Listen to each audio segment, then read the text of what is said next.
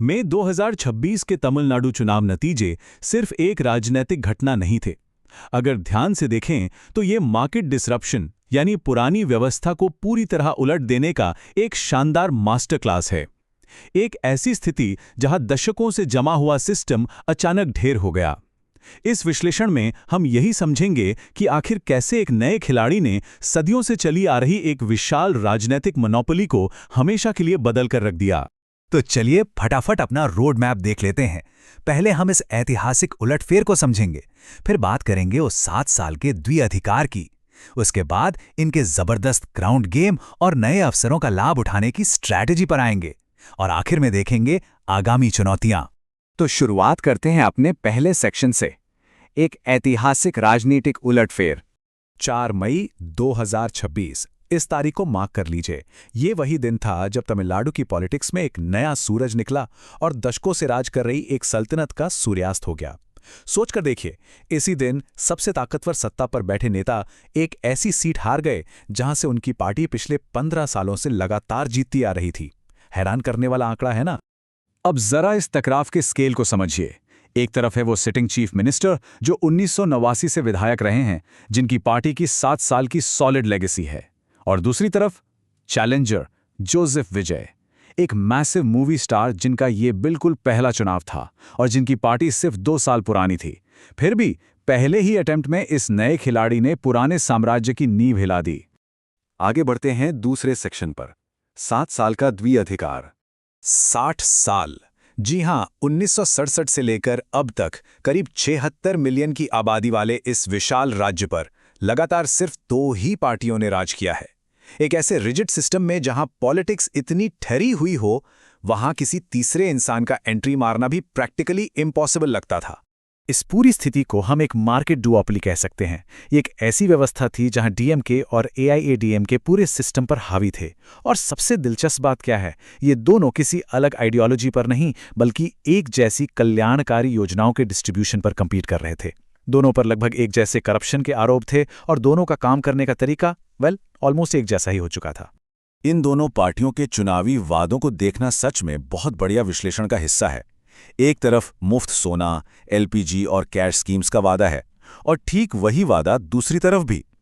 2026 आते आते हालात ये थीं कि ये दोनों पार्टियां एक दूसरे की कार्बन कॉपी बन चुकी थी।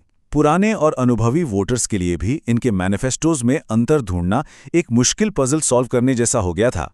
अब आते हैं तीसरे और सबसे फैसिनेटिंग सेक्शन पर, मजबूत ग्राउंड गेम। 85,000 फैन क्लब्स, जरा इस नंबर पर गौर कीजिए। पिछले 30 सालों में इस नए खिलाड़ी ने चुपचाप एक ऐसी फौज तैयार कर ली जिसने 2 मिलियन से ज्यादा वेल ऑर्गेनाइज्ड और ट्रेन्ड सदस्य थे। ये फैन क्लब्स पूरे राज्य के हर एक जिले में मौजूद थे, जो एक इशारे पर जमीनी स्तर पर उतरने के लिए पूरी तरह से रेडी थे। इसे कहते हैं असली स्टेल्थ मोड। लेकिन पॉलिटिक्स का सबसे मुश्किल और महंगा काम, बूथ लेवल नेटवर्क बनाना, आखिर उन्होंने किया कैसे? ये एक्चुअली एक मास्टर स्ट्रोक था। इन्होंने ऑलरेडी मौजूद सोशल नेटवर्क को बिना किसी शोर शराबे के एक मैसिव पॉलिटिकल मशीन में बदल दिया।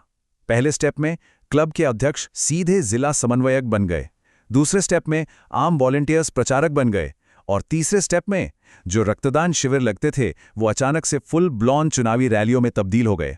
कमाल का ट्रांसफॉर्मेशन है ना? चलिए चौथे सेक्शन की तरफ बढ़ते हैं, शून्यता यानी नए अवसरों का लाभ। यहां डेमोग्राफिक्स ने सबसे बड़ा गेम खेला है। ध्यान दीजिए, 31% मतदाता 30 साल से कम उम्र के हैं। ये करीब 18 मिलियन लोग हैं। इन युवा वोटर्स का इन 2 पार्टियों की उस 60 साल पुरानी दुश्मनी से कोई लगाव या इमोशनल कनेक्शन था ही नहीं। ये एक ऐसा विशाल वर्ग था जो कंप्लीटली फ्रेश ऑप्शन की तलाश में बैठा था। जब 2 पुरानी पार्टियां बिल्कुल एक जैसी लगने लगती हैं तो ऊपर एक बड़ा हिस्सा पूरी तरह से खाली हो जाता है।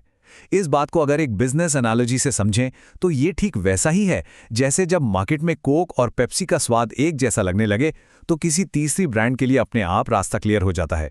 लोगों को बस एक तीसरा विकल्प चाहिए था और उन्हें बिल्कुल वही मिल गया। हालांकि ये रास्ता इतना भी आसान नहीं था। सितंबर 2025 की कार रैली में एक बहुत बड़ा हादसा हुआ। भीषण गर्मी, रैली में देरी, भीड़ का बेकाबू होना और इस दुर्घटना में 41 लोगों की जान चली जाना। इसके बाद पूरा कैंपेन कंप्लीटली शांत हो गया, एक टोटल पीआर डिजास्टर। लेकिन उसके बाद जो हुआ वो इस पूरे सिस्टम के लिए बिल्कुल नया था। नए नेता ने कैमरे के सामने आकर ओपनली अकाउंटेबिलिटी ली और पीड़ित परिवारों को मुआवजा दिया। दशकों से उस सिस्टम में लोगों ने ऐसी सीधी जवाबदेही देखी ही नहीं थी। अब जरा इनके प्रॉमिसेस देखिए।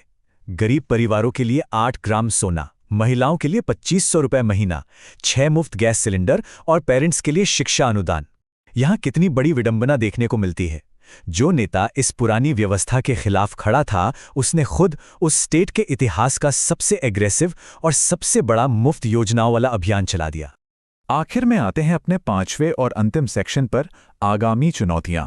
तो सिचुएशन ऐसी है कि 35% वोट शेयर और इस मैसिव उलटफेर के बावजूद पार्टी ने 108 सीटें जीती हैं। लेकिन मेजॉरिटी के मार्क यानी 118 से वो अभी भी 10 सीटें पीछे हैं।